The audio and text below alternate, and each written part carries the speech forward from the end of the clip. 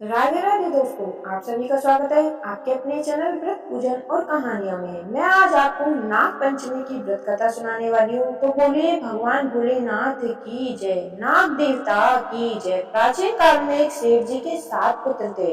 सातों के विवाह हो चुके थे। सबसे छोटे पुत्र की पत्नी श्रेष्ठ चरित्र की विदुषी और सुशील थी, परंतु उसके कोई भाई नहीं था। एक दिन बड़ी बहू ने घर लीपने को पीली मिट्टी लाने के लिए सभी बहुओं को साथ चलने को कहा, तो सभी डलिया और खुरपी लेकर मिट्टी खोदने लगी। तभी वहां एक सर्प निकला, जिसे बड़ी बहू खुरपी से मारने लगी। यह देखकर छोटी बहू ने उसे रोकते हुए कहा, मत मारो इसे, यह बेचारा निरपराध है। यह सुनकर बड़ी बहू ने उसे नहीं मारा। तब सर्प एक और जा बैठा। तब छोटी बहू ने उससे कहा, हम अभी लौट कर आती हैं, तुम यहाँ से मत जाना। यह कहकर सबके साथ मिट्टी लेकर वह घर चली गई और काम काज में फंसकर सबसे जो वादा किया था उसे भूल गई। उसे दूसरे दिन यह बात याद आई, तो सबको साथ लेकर वहां पहुंची और सर्प को उस स्थान पर बैठा देखकर बोली, सर्प भैया नमस्कार। सर्प ने कहा, तू भैया कह चुकी है, इसे तुझे छोड़ देता हूँ, नहीं तो झूठी बात कहने के कारण तुझे अभी डस लेता। वह बोली, भैया मुझसे भूल हो गई, उसकी क्षमा मांगती हूँ। तब सर्प बोला, अच्छा तू आज से मेरी बहन हुई और मैं तेरा भाई हुआ, तुझे जो मांगना हो सो मांग ले। वह बोली, भैया मेरा कोई नहीं है, अच्छा हुआ जो तू मेरा भाई बन गया। कुछ दिन व्यतीत होने पर वह सर्प मनुष्य का रूप रखकर उसके घर आया और बोला कि मेरी बहन को भेज दो। सबने कहा कि इसके तो कोई भाई नहीं है, तो वह बोला, मैं दूर के रिश्ते में इसका भाई हूँ, बचपन से ही बाहर चला गया था। उसके विश्वास दिलाने पर घर के लोगों ने छोटी बहू को उसके साथ भेज दिया।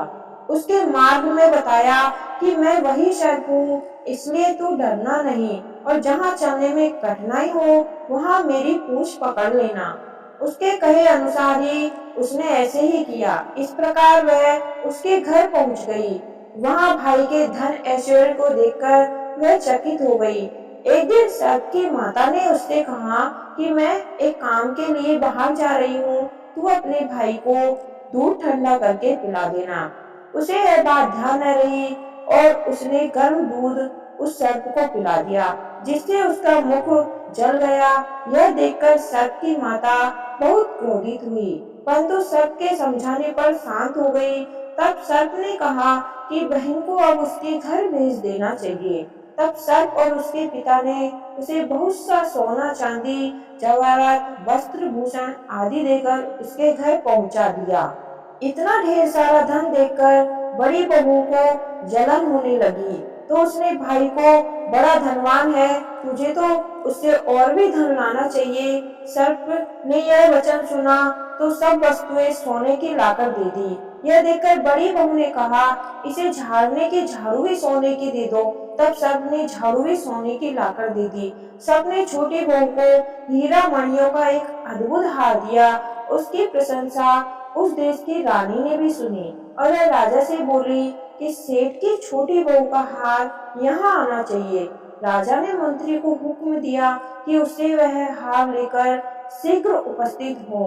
मंत्री ने सेठ जी से जाकर कहा कि महारानी जी छोटी बहू का हार पहनेंगी, वह उसे लाकर मुझे दे दो। सेठ जी डर के कारण छोटी बहू से हार मांगकर दे देते हैं।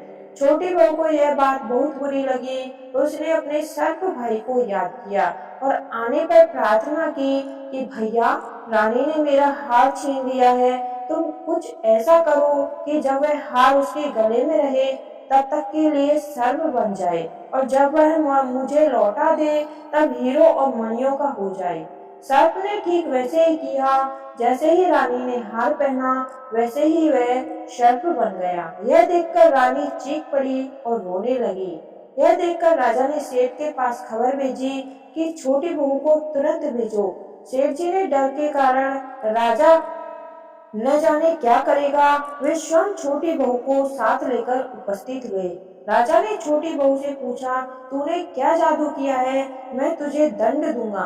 छोटी बहू बोली, राजन भ्रष्टता क्षमा कीजिए, यह हार ही ऐसा है कि मेरे गले में हीरो और मणियों का रहता है और दूसरे के गले में सर्प बन जाता है। यह सुनकर राजा ने वह सर्प बना हार उसे देकर कहा, अभी पहन कर दिखाओ। छोटी बहू ने जैसे ही वह पहना वैसे हीरे मणियों का हो गया। यह देखकर राजा को उसकी बात का विश्वास हो गया और उससे प्रसन्न होकर उसे बहुत सी मुद्राएं भी पुरस्कार में दी। छोटी बहू वह अपने हार और सभी धन को लेकर घर लौट गई। उसके धन को देखकर बड़ी बहुएं फिर से जलन होने लगी।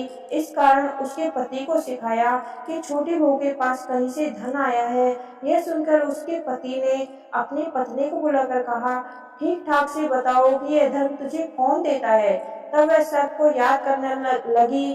तब उसी सर्प ने प्रकट होकर कहा, यदि मेरी धर्म बहन को आचरण पर संदेह प्रकट करोगे तो मैं इसे खा लूंगा। यह सुनकर छोटी बहू का पति बहुत प्रसन्न हुआ। उसने सर्प देवता का बड़ा सत्कार किया। उसी दिन से नाग पंचमी का त्योहार मनाया जाता है और स्त्रियां सर्प को भाई मानकर उसकी पूजा करती हैं। तो बोलिए नाग देवता की जय। कहानी सुनने वाले और सुनाने वाले सभी का भला हो, आपकी सभी मनोकामनाएं पूर्ण हो। अगर आपको मेरी यह व्रत कथा अच्छी लगी हो तो आपके अपने चैनल को सब्सक्राइब करें। धन्यवाद। आपका दिन शुभ हो।